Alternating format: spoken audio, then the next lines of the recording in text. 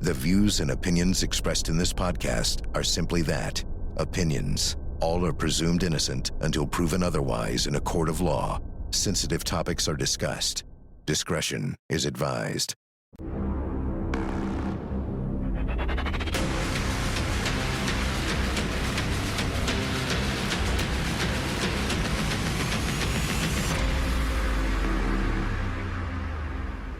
I'm Vinnie Politan. The subject of my investigation, OnlyFans model and millionaire Courtney Clenney, who took off her clothes for money, but now is in jail for allegedly taking a life.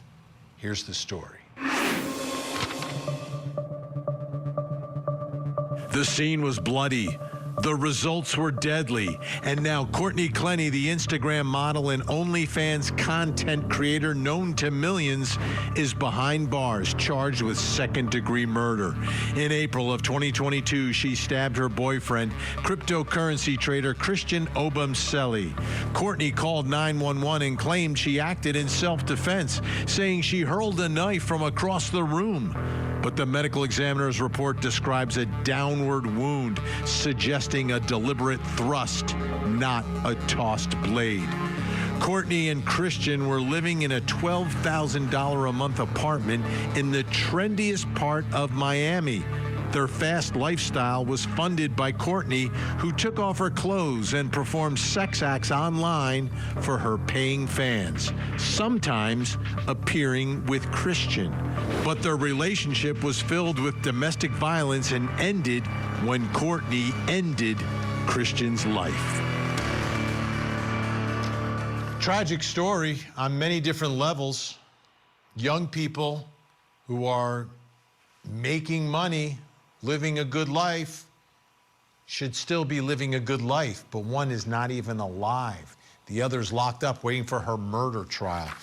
So let's get to the day, right? The day that Courtney Clenney somehow, either by throwing or stabbing, gets a knife into Christian Obumseli and kills him.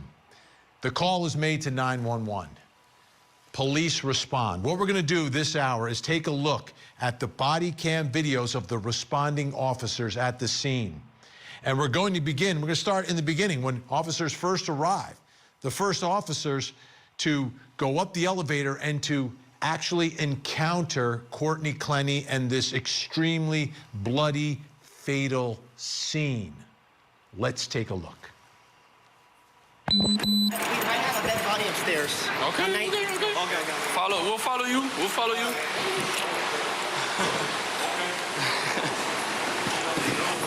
Hey, close the ballet down. Put a red rope over here. Miami, we're all right. Just made contact with front desk here. They're escorting us to the apartment. It's really bad. It looks like it's crime scene here. Anybody up there? You were up there? Yeah, security there with two residents. It's the female girl. Police has came 5 times. She went to commit suicide 5 different times. They were punching each other 5 different times. And until this day, this bad. She's unconscious, full of blood. I have the pictures here. Request for arrest. She's crying for help. He's unconscious completely. Was that he did? Where are we? Fire risk. Hey, request for arrest. The doctor full of blood.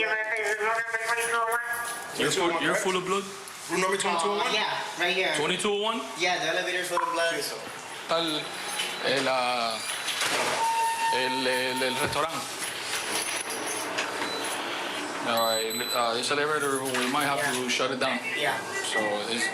We're 522, we're going up. You have someone up there? We're there 10 seconds. 10 seconds. We're on the 15th floor. Who's screaming? Security. Why are they screaming? Are they fighting? No, he's unconscious, and I don't know if it's a stabbing or something. Oh, we're close.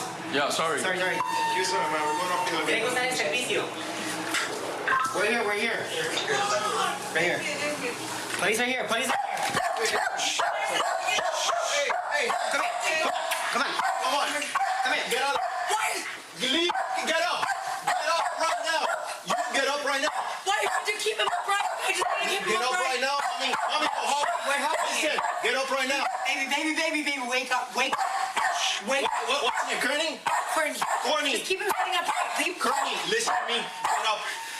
Get up, come on. You gotta get the dogs in. Okay. Get up. Please go. Please Listen. Get him up. Get up right now. You can drop it on the floor. I'll help him out. Get up. Oh, no. Get up. No, I can't let this. Okay. Chaotic. There's a lot happening. I mean, this is right out of the box for these responding officers. And there's Courtney Clenney inside. The dog is barking. It's some scene. Brings us to the first question in our investigation tonight, which is, what does the initial police arrival here reveal? What is revealed as police first arrive on the scene and make first contact with Courtney Clenney? Here to help answer this question, retired New York police detective and John Jay College of Criminal Justice professor Michael Alcazar is with us. Also joining us, Dr. Janie Lacey, psychotherapist, CEO of Life Counseling Solutions. Thank you both for joining us. I want to get both of your perspectives because I think they're really important here. I'll begin with you, Michael. Give me your initial concerns as police are arriving. I see they're putting on the gloves. They're talking to the worker from there. What are the initial concerns as you're arriving at a scene like this? Well, we want to make sure that the aided is taken care of, and that if there was a perpetrator on the scene, that they're placed in custody. The worker walking up the elevator gave him a pretty good information leading up to it that probably prepared them. And as they're walking into the residence, they see, the perpetrator on the floor all bloody and the victim on the floor. So now they have to make sure they, preserve that crime scene and place that person in custody because we don't exactly know what happened. Now, I couldn't tell, but should their guns be drawn? Would that be normal? You're responding to a scene of a stabbing. Yeah, I mean, it's really up to the police officer. This is Miami. I'm sure they have a lot of experience. Probably they didn't feel the need for it. Maybe the worker, take him up on the elevator, maybe put him at ease a little bit. But again, it's up to the discretion of the police officer. If they feel the scene is that they have to draw their weapon, that they should. And I guess in this situation, they felt it did. It's a posh hotel, apartment building, that shouldn't come into play. But, all these things come to the mind of a police officer responding to a crime scene. Dr. Janie Lacey, let's talk about Courtney Clenney in that moment as they first see her. She is right there with Christian, the man who she stabbed somehow, either by throwing or whatever happened. That's what the trial will determine. But she seems to be cradling him, telling him to wake up, and is not necessarily cooperating initially with officers as they respond. What are your thoughts about her state of mind in this first moment? Well, what I think, Vinnie, about her state of mind is when I'm watching this footage, I mean, it's obvious that she's someone that's experiencing acute stress. But I think it's important that we distinguish between what we would consider a genuine trauma response, potentially, and also potential manipulation, right? Because when we look at the situation and her not initially listening to the officer's commands, we can look at that as her attempt to control a narrative. But I think what I would see in that situation and the scene that we saw so far is that someone who is acutely aware of the severity of the situation when we're watching her cradling him and not necessarily responding to the police officer. So it's just to me, it's just a matter of if it's a genuine trauma response or if there's potential manipulation where she can control a narrative by explaining in that moment what's happening. Michael, what are your thoughts about that moment where she's not listening to directions from the responding officers and how they react to that, and what are the issues that the officer is dealing with at that moment? Yeah, well, they have to determine what exactly happened, what happened to the victim. Is there still a weapon in the room? Does she have the weapon on her? Did she do it?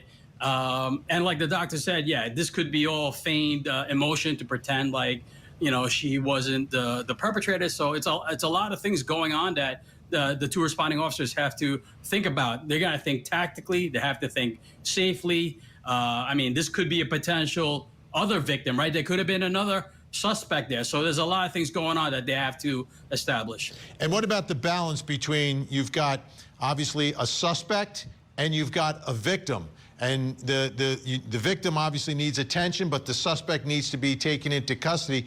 How do you how do you manage that and balance that situation with those two circumstances at the same time? I think the police. Yeah, I think the officers did a pretty good job. They placed her in custody, and then EMS and FDNY FD was already on their way. So their priority now is to get the aided to the hospital and get treated for their injuries. All right, our guests are staying with us, our experts. Coming up next, what does Courtney Clenney's conduct reveal? Sit down, sit down, sit down, sit down. Do me a favor, sit down. Do not Why are move. you yelling at me? Do not move. Why are you yelling at me? Do not move, sit down. Okay, we don't know what's going on. We don't know what happened. The Court TV podcast will return. Do you support the police? I've actually, yes, I do. I do. I think a lot of times they don't do their job. For sure. In my experience, I've not been helped by them. But I think for sure, they typically do their job.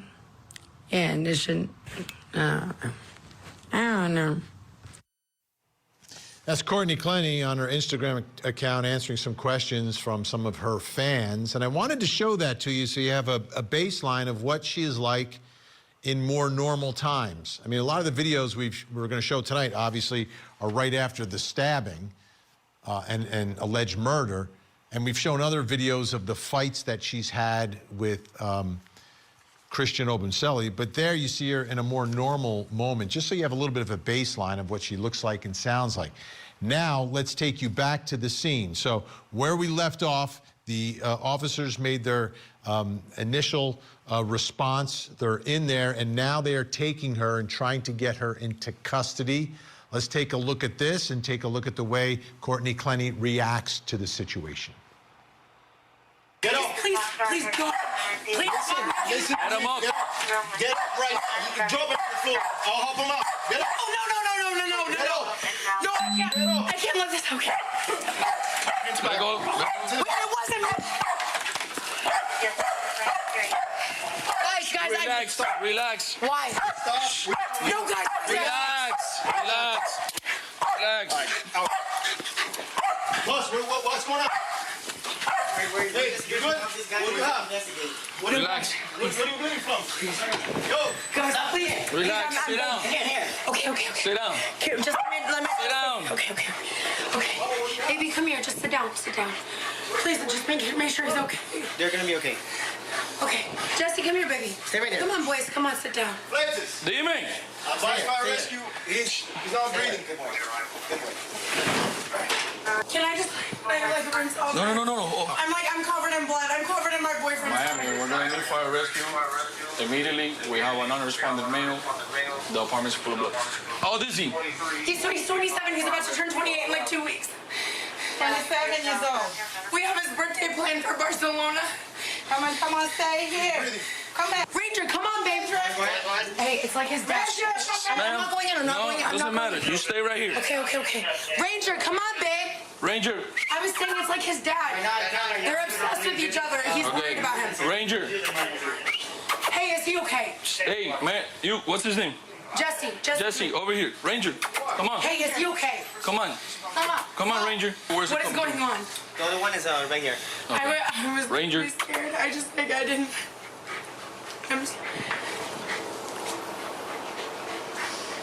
I'm covered in blood from holding. Dime. Ask her what happened. I only see a wound to the shoulder. That's all I see. What happened to him? Ranger. Courtney. Oye. Yes. No preguntes nada. I called my mom because I was getting scared. Okay. Guys, I really don't care like if you like anybody takes like in for anything. I just want to make sure that he's gonna be okay. Please, like, tell me what's going on. I'm looking you I'm looking you in the eyes, girl. Like, please tell me if he's okay. Can I please stand up and see? No, ma'am. Like, if it was No, ma'am. Ranger, please. Ranger. Ranger. Ranger. Ranger, come on, please tell me it's gonna be okay. Come here, buddy. Jesse. I'm so scared. Jesse, Ranger, baby, just sit next to me. Stay. Oh my God. Hey, Jesse. Stay. Hey, Danny, can you stay up here, please? I'm gonna get paramedics. Ranger. Danny, I need you. Jesse. Keep this open. Jesse. Ranger. They won't tell me if my Ranger.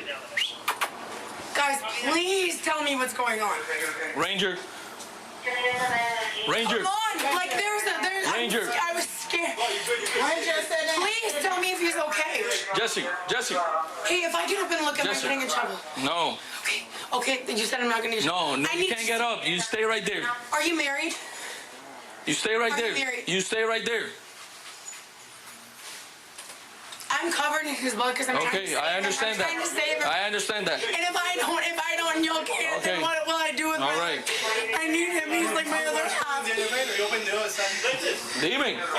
Huh? Jesse, come here, baby. Jesse, come here. Jesse, come on, baby. Ranger, come here. Come here, baby. Jesse, come here. Hey, baby, it's gonna be okay. Ranger, hey, come back. I might have to go to the cops for a couple of days, but I'll be back home, okay? It'll be okay. It'll be okay, baby. You're bleeding a lot from here, man. I promise I'll be. It'll be okay, baby. What's his name? Daddy will be back. What is his name? What is his name? Christian Obumseli. What's his name? Christian Obumseli. Christian Obumseli. Please. Listen, sit down. Do me a favor, sit down. Do not Why are you move. yelling at me? Do not move. Why are you yelling at me? Do not move, sit down. Okay, We don't know what's going on. We don't know what happened. I'm terrified So for him. right now, yeah, don't worry. They're helping him. So just sit down. Don't move, okay? Oh my God. Oh my God. Oh, he's right there. Just Jesse, sit come down. here, baby. Sit Jesse, down. come here. Relax. More chaos. This is the reality of what the situation was when police responded and how she's acting. It brings us to the next question in our investigation. What does Courtney Clenney's conduct here reveal? The way she's acting, what she's saying, what she's doing. What does it reveal for police and psychologically? Let's bring back in our guests who are still with us. Michael Alcazar and Dr. Janie Lacey. Dr. Janie Lacey, I'll begin with you. Watching and listening to what she is saying and how she's acting, what is it revealing to you? Well, Vinnie, it reveals a lot, and we can break a lot of this down. But, you know, when I'm listening and I'm reviewing what's happening, there's a couple things, right? So there could be some disassociation and shock and her inability to process the reality of the situation, right? Which potentially could be a genuine trauma response. But then as I'm also listening to some of her dialogue, you know, it also can suggest a certain level of awareness of causation. And then if we look at potential manipulation with her garnering sympathy and also potentially deflecting responsibility in some of her dialogue. And as she's talking, as we're watching her distressed and she's covered in his blood and his blood while she's in handcuffs, and I believe she was explaining that she was covered in his blood because she was trying to save him, right? So, you know, potentially claiming the responsibility, but also attempting to save him also shows a contradiction. So potentially, as I'm observing this clip, there's a duality that could appear, and especially her calm sense at some point as she's talking to her dog, but then also this heightened emotional state. But we also know that cases like this involve a lot of impulsive violence followed by immediate regret. So that would be some of my thoughts, Vinnie. All right, Michael, as an officer investigator, what does her conduct reveal to you? She seemed a little bit nervous, a little bit defensive, I thought. I thought it was funny that she was asking the officer if he was married, and the officer cut her off. You know, in situations like this, we kind of like spontaneous utterances, and she was saying a lot. And I felt like the police officer was kind of like cutting her off a lot. I would have let her talk a little more. You're trying to establish what happened, and she might have said more if he didn't cut her off. So, you know, they were doing rescue efforts, life-saving rescue efforts. They established that he had a stab wound, and they called for EMS to respond. But, yeah, I thought it was funny. She was asking if he was married. I said, I think she was going to somehow justify that, you know, how it is when you're a married person and things happen. That was my opinion. Dr. Janie Lacey, some of the things that she said, you know, I'm looking I want you to look in my eyes and tell me he's going to be okay. What is she trying to do there? What is that? What I would look at when she's having this dialogue with the officer is almost controlling a narrative.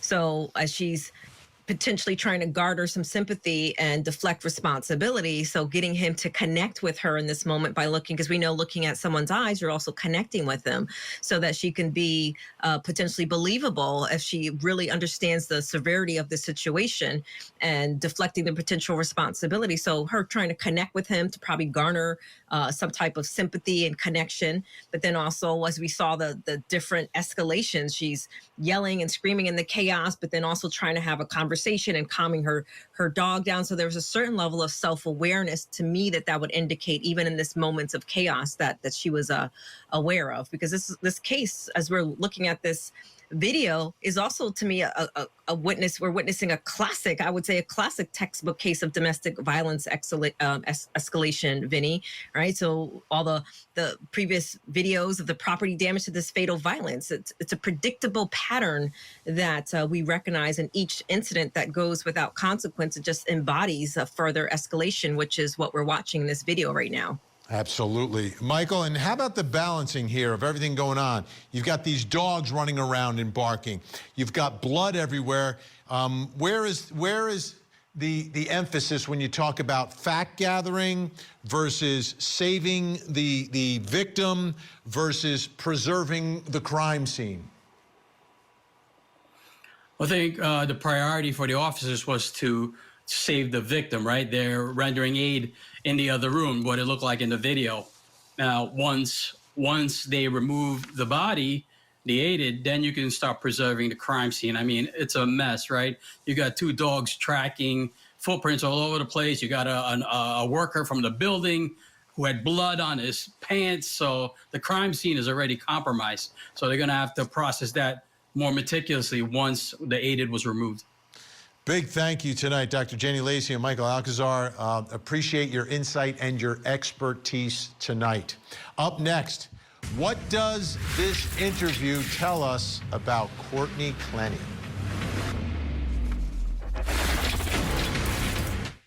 Now, back to the Court TV podcast.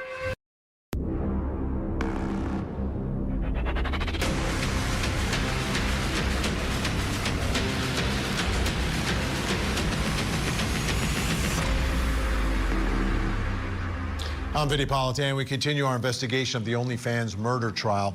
Courtney Clenney was in a toxic relationship with Christian Obumseli, but instead of breaking up and walking away, Courtney took his life. Here's the story. Courtney Clenney, known online as Courtney Taylor, made a fortune flaunting her fitness and modeling lifestyle to millions of fans on OnlyFans, earning over $3 million in just 2 years.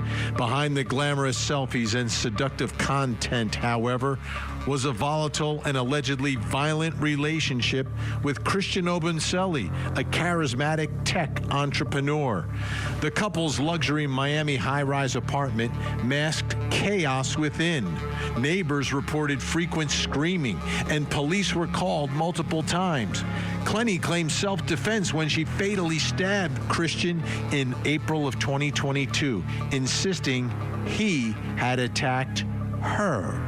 But prosecutors say she was the aggressor, presenting video of her striking him in an elevator and revealing text messages that hinted at a toxic pattern of jealousy, control, and violence. As her trial looms, Clenney's wealth, influence, and image collide with the dark accusations against her, raising the question, was she a battered woman fighting back, or a millionaire influencer hiding a lethal temper? So we've been taking a closer look at the initial response of police officers to the scene and what is happening and the chaos that is inside this very expensive apartment in Miami. Now, we've taken a look at the officers getting off the elevator, the officers taking her into custody, trying to save Christian Obumseli's life. We've seen the firefighters and EMTs come in to get Christian Obumseli. Well, then what happens is that Courtney Clenney is then brought into like a breezeway, and she's on the ground, she's handcuffed, and at this point, investigators are trying to figure out what happened. So we're going to take a listen to parts of that interview. You're not going to see Courtney Clenney because she's on the ground in handcuffs, but you will hear her voice, and you'll hear from the officers who are trying to get some idea of what transpired and how all this blood ended up on the floor and Christian Obumseli taken to the hospital. So what happened today that we're here? So I had broken up with him about a week ago. And then today again, like, we just weren't getting along kind of, but like, we're breaking up again. So you guys trying to get back together? Yes, absolutely. Because I want to marry him. I love him. I think that he could change. I could change whatever. And he just, I said, he started doing some. He said he wouldn't do it to me again. I said, you know what? We're over. And I walked away, and he pinned me to the wall. He pinned you against the wall? He pinned me to the wall and then pinned me to the ground. It was choking me. And so I got up and I called my mom, and I was talking to her. And then he started charging at me, and I just had it in my hand because I was like trying to tell him, like, don't come What here. do you have in your knife? Why do you have in your hand? A knife? Because I was scared. I'm asking you, what do you have in your hand? A knife, okay. And I called my mom. She was on the phone. She can say like what it was. I was scared, and there was just and he started charging, and he started just threw it. I just threw it to him. I was scared of him, but I just threw it to scare him, and it just I just like I don't know. I feel like it's So you said he was choking you, and then choking me. Got up. I called my mom because I was scared about that. And then we started fighting again, and he came at me, and I just. So you guys started arguing. What did you argue about? I don't want to lie to you, so right now I cannot even tell you. Okay. So you guys started arguing. Then what happened? Threw me against the wall, choked me. I mean, you're looking like this. He's never choked me to where it's like crazy stuff. So but I couldn't breathe. Okay. Then he put me on the. So he throws you against the wall. Then he put me on the ground, choked me. That's happened 2 other times. Did he tell you anything? Did he say anything? Like that kind of face, like where I was really scared and I was trying to get him off of me and he wouldn't get off. Then he gets off, then I called my mom. Okay. And then I went into the other room and I was talking to her and I was crying and saying like something is happening, I don't know what's going on with Christian. And I was just crying, whatever. And then I went to the kitchen and he started charging at me. And I said I'm gonna this at you, and he goes, do it. And then he charged me and threw, but he was far away and I never in a million years I'm he threw scared. a statue at you? No. It was the knife. I said I was just holding it to be please don't come anywhere near me, basically. Okay. Because God forbid I ever did anything like that to somebody that I love. So don't come near me.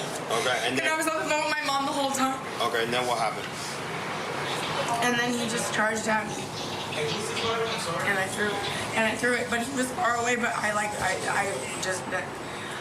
was scared because he was coming at me. He just choked me. So you threw the knife at him? Yeah. But I was so scared. He choked me twice.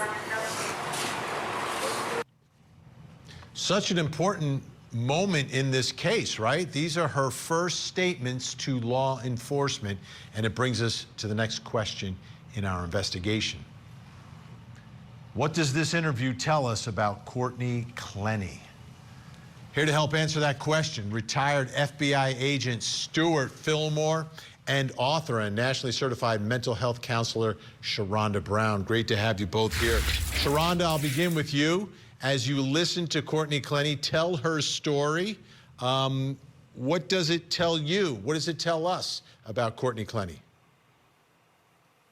Well, it tells us that she's all over the place, pretty impulsive, definitely emotional. There were a lot of conflicting parts in her story. And although we're not here to investigate what she's saying, it just doesn't align. So he's far away, but he's close. So you can tell that she's definitely feeling guilty, ashamed, and she's really trying to piece together some sympathy from those who are listening to the story, which is where the tears come in. So that can be extremely manipulative because in 1 minute you're afraid, the next minute you have the knife because you're just holding it So it's very confusing. I was on the phone with my mom. So when people start adding those details, those unnecessary details, that usually lets me know that there's something more to the story than what's being said. And what I'm hearing is that there are a lot of things being left out, which is why it's all over the place. And what I've learned in this business is that if it doesn't make sense, it's likely a lie. Stuart Fillmore, what does this interview tell you as law enforcement about Courtney Clenney? Well, I agree, Vinnie, with Sharonda that, it is chaotic. And, she does seem to be a little bit all over the place. I can tell you something just from my childhood that kind of causes me to doubt that she's telling the truth. When I was a kid, I thought if you see on the movies, you see somebody throw a knife and make it stick, I thought that was the coolest thing in the world. And you believe it or not, you could actually order something called a commando knife. And I was probably 10 or 12 years old, probably in no need of a commando knife. But supposedly, it was specifically designed to be thrown. And so I had this knife. We had a big tree in the backyard. And I bet you I got that thing to stick dead on 1 out of 50 times. Most of the time, it just bounced off the tree. Or if it did land, it actually landed at an angle. I'd love to see the actual photographs of the stab wound from the autopsy to see exactly how that knife landed in. And then the other thing that jumps to my mind is if she threw the knife and it did, let's say, that 1 out of 50 time or 1 out of 100 time that it does actually land, at what angle did it enter? And if she threw it and she says she's 10 feet away, then why wasn't the knife still in him? Did she take the knife out? To me, the fact that the knife is not in him is more indicative that she stabbed him and then pulled it out. Sharonda, something else. She's making herself out to be the victim here, right? That Christian came at her and she somehow got away, called the mother. How do you get to the bottom when you're counseling someone and speaking to them and trying to understand, hey, is this someone who's actually been the victim of domestic abuse versus is this someone who is an abuser? Typically, people who are abused are very meek, mild, docile. They don't want any conflict because they're afraid of being abused. They're afraid of the consequences. So when I see someone who has the temperament of aggression, who can be very loud, who can be very blaming, curses a lot, swears a lot, there's a lot of aggressive behavior, that typically lets me know that they're not as victimhood as they pretend to be or as they claim to be. And in a lot of the footage, you can see that he's holding her hands. He's trying to get away. He's not the aggressor as much as she's saying, oh, I fear for my life. He was choking me. He was holding me down. It doesn't appear to be the case. So when I'm hearing someone say that they're abused or that they're being abused, I definitely look at how many times did they initiate versus how many times were they actually defending themselves. And most of the time, people who are truly abused and who are truly in cases of domestic violence, they don't want any conflict. They don't want any smoke. They are really trying to stay away from the drama as much as possible. All right, our guests are going to stay with us. We've got more video to get to. Coming up, what does video of the apartment/crime scene reveal?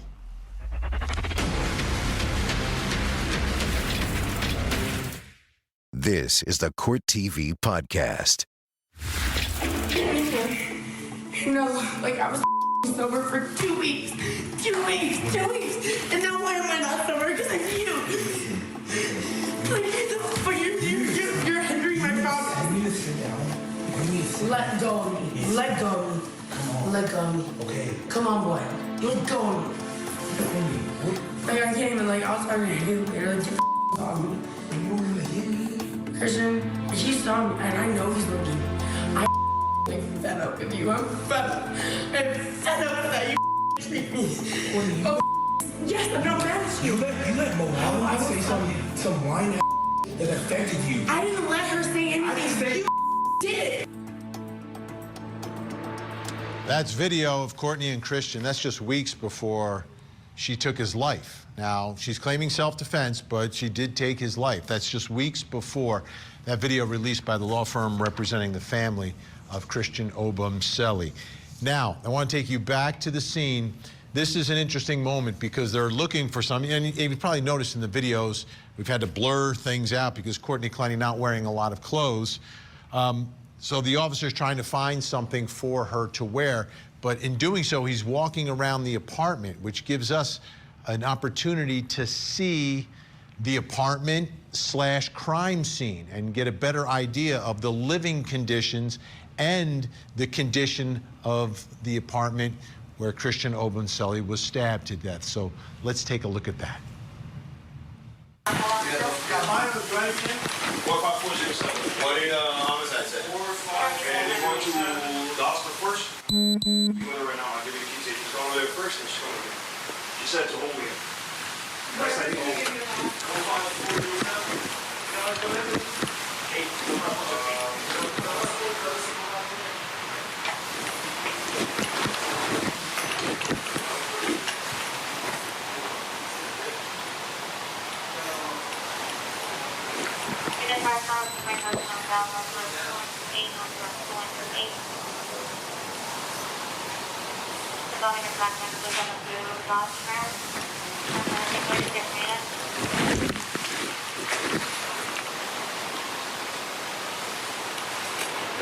Dime.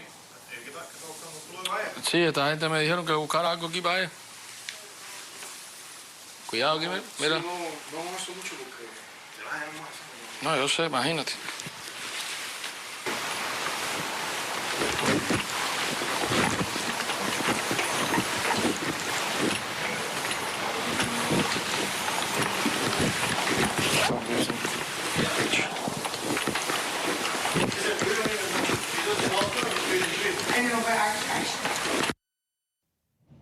So you get an idea of, you know, it's very posh, but like pretty chaotic inside, at least from my perspective.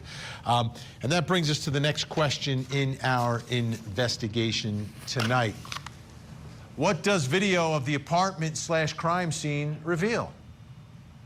What does it reveal about the crime itself? What does it reveal about the relationship and perhaps the state of mind or Courtney Clenney? Here to help us with our investigation, Stuart Fillmore and Sharonda Brown. Stuart, let's start first from the investigatory perspective, walking through that crime scene. We had dogs that were on the loose. There was a lot of blood initially. EMTs came in. The guy who works at the apartment complex, he was in there. People in and out. Looking now at the apartment, how difficult do you think it's going to be to process to gather evidence that will be persuasive inside of a courtroom? Yeah, Vinny, it's one of those things where the responding officers have to balance safety, a victim, their condition, and just as I think the word of the night is chaos. Yes, I agree with you. This apartment does look, like maybe a chaotic life. It's somewhat messy. The dogs definitely complicated the situation.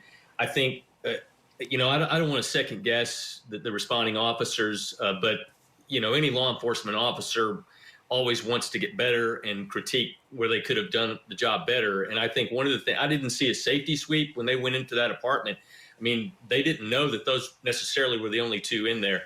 That could have been done. And then those dogs could have been put in that back bedroom because they were such a distraction to the officers. I think bordering on a safety issue as well as contaminating the crime scene. So, it's, again, I don't want to second guess them, but because it was just an overall chaotic situation. I think they did the best that they could with the circumstances.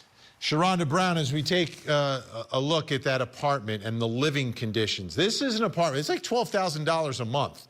This is the most, one of the most exclusive buildings in one of the trendiest parts of Miami, where all the young people want to live, but most can't afford to live.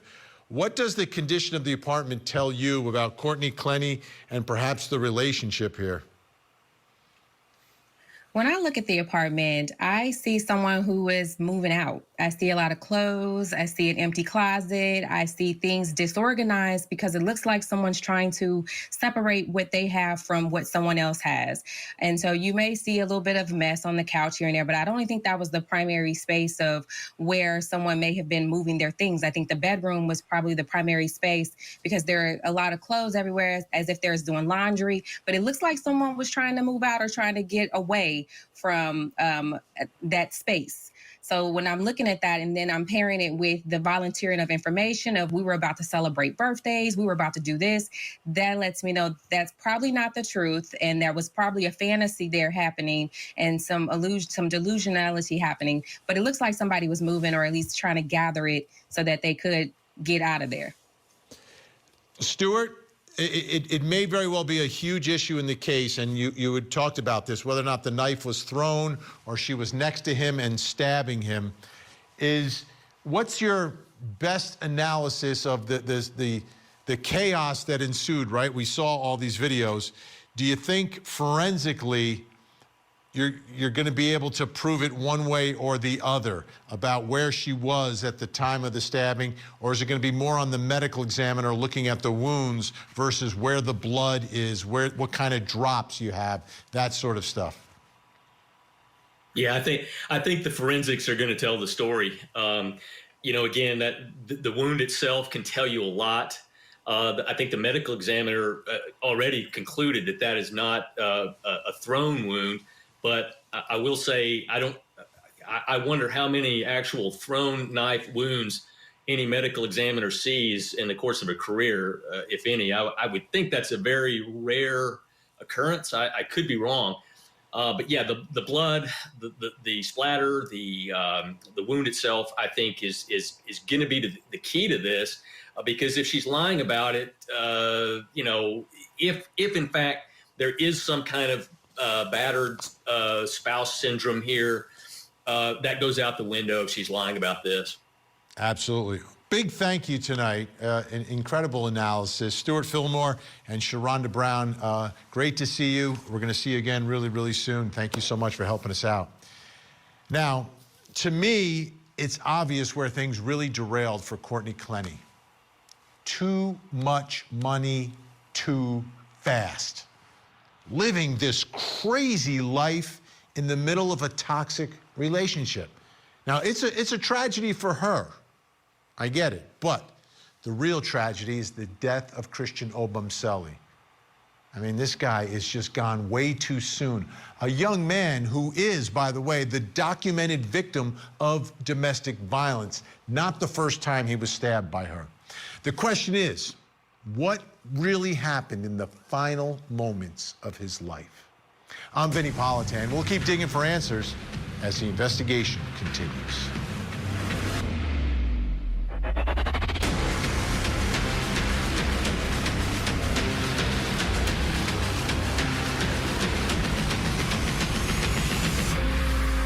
There you have it. If you want to see more in-depth reporting on the latest true crime stories, you can see me every weeknight, 8 p.m. Eastern on Closing Arguments. Thank you so much for downloading.